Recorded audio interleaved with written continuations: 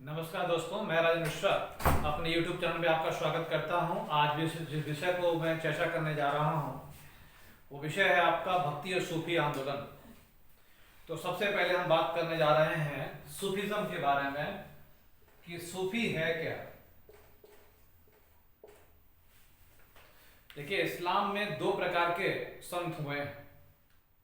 एक वे जो कुरान में लिखी बातों को आंख मूंद कर स्वीकार करते हैं, यानी तर्क स्वीकार नहीं करते।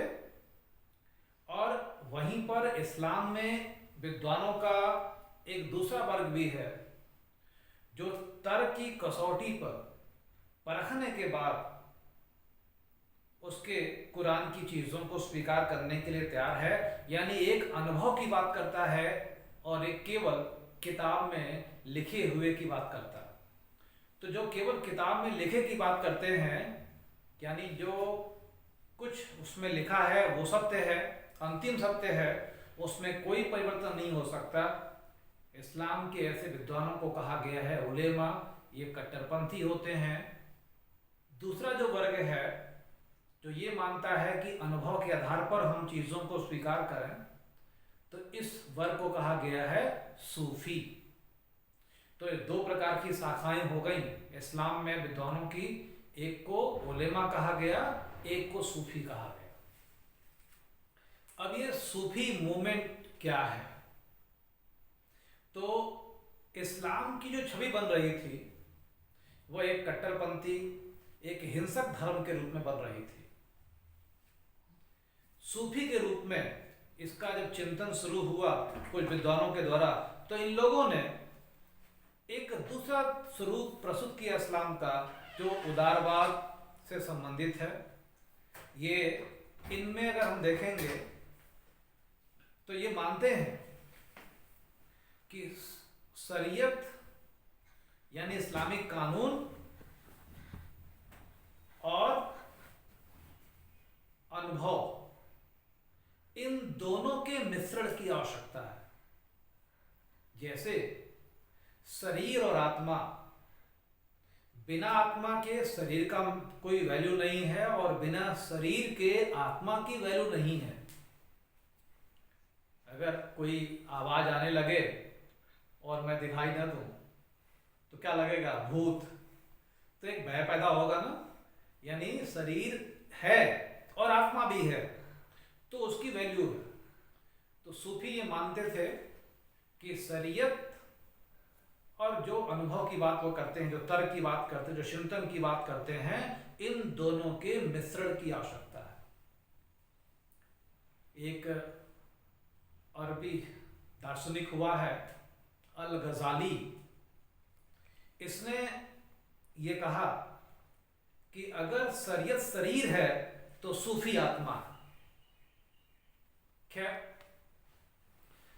इस विचारधारा जो सूफी विचारधारा है इसका प्रचार प्रसार पूरी दुनिया में हुआ और भारत में भी सूफियों की कई सारी शाखाएं आईं। अगर हम अकबर के समकालीन विद्वान अबुल फजल के ग्रंथ आईन अकबरी की बात करें तो आईन अकबरी में आप पाएंगे अबुल फजल ने 14 सूफी सिलसिलों की बात की है। इनमें से 4 ऐसे हैं जिन्होंने भारत में अपने आप को स्टैब्लिश किया। ये सिलसिले थे, सिलसिला का मतलब होगा यहाँ पर ब्रांचेस। एक आइडियोलॉजी जो है वो एक ब्रांच में। भारत में जिन सूफी सिलसिलों की महत्ता रही उनमें चिश्ती, कादरी, सोहरावर्दी और नक्शबंदी, ये 4 सूफी सिलसिले थे जिन्होंने भारत में अपनी जड़ों को गहराई से स्थापित किया। इसमें सबसे महत्वपूर्ण जो है वो चिश्ती। आपने कुछ चिश्ती संतों के नाम भी सुने होंगे, जैसे निजामुद्दीन औलिया, शेख सलीम चिश्ती, ऐसे कुछ नाम जो आज भी माने जाते हैं। भारत में इस चिश्ती ब्रांच के जो संस्थापक थे वे थे ख्वाजा मोइनुद्दीन चिश्ती। ये मोहम्मद गोरी की सेना के साथ भारत आए। तराइन के दूसरे युद्ध के दौरान अजमेर में बस गए और इन्होंने ही भारत में चिश्ती सिलसिले की नींव रखी। चिश्तियों की ये मान्यता थी कि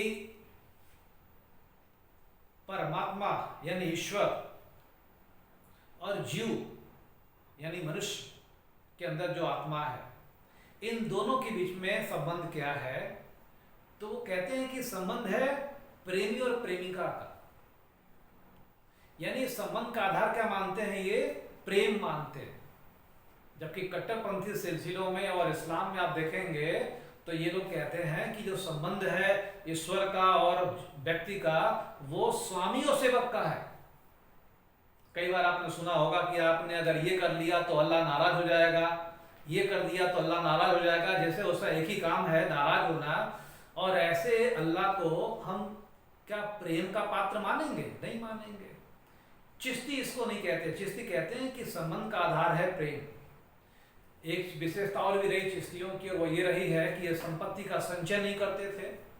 इनका ये मानना था कि संपत्ति जो है वो इबादत के मार्ग में एक बाधा है।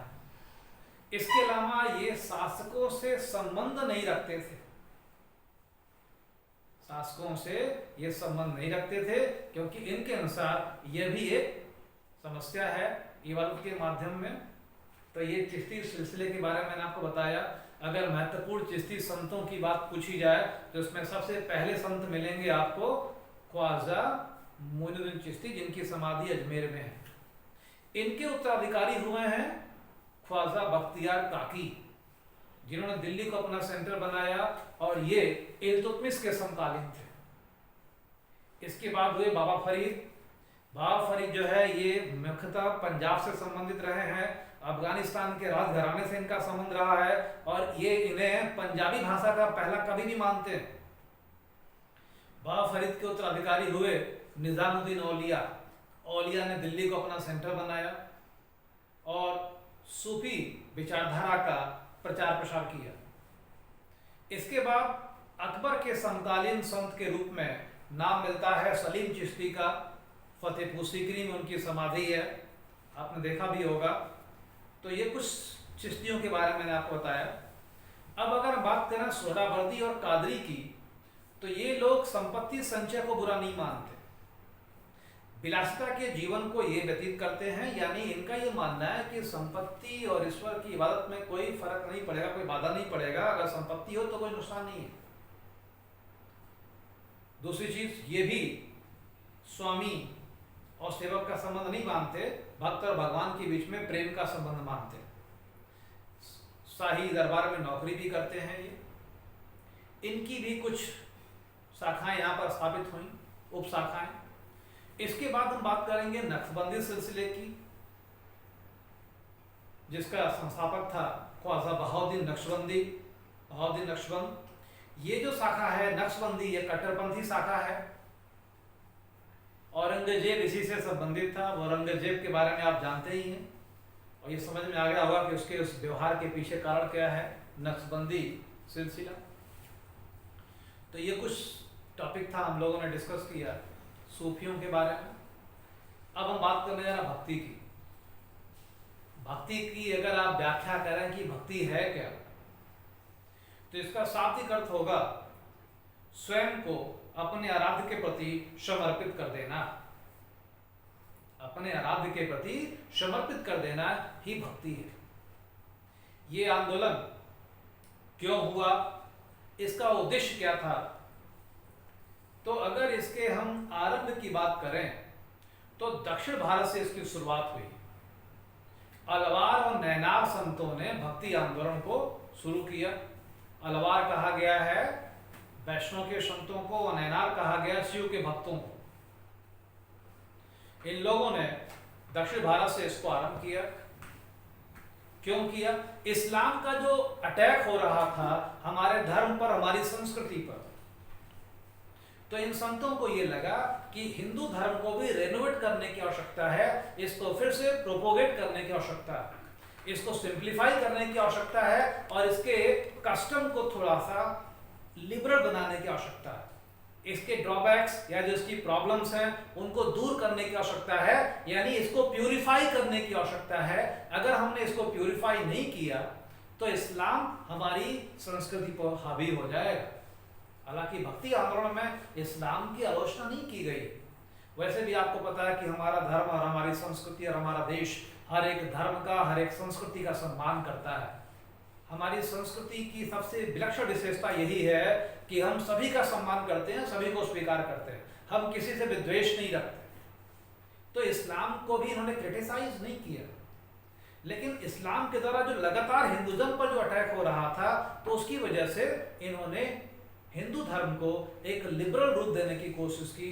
जनमानस के बीच में इस धर्म के प्रचार प्रसार का प्रयास किया इस आंदोलन के द्वारा। इसमें अनेक संत हुए और यहाँ पर भी जो चिंतन है वो आत्मा और परमात्मा के संबंधों को लेकर है।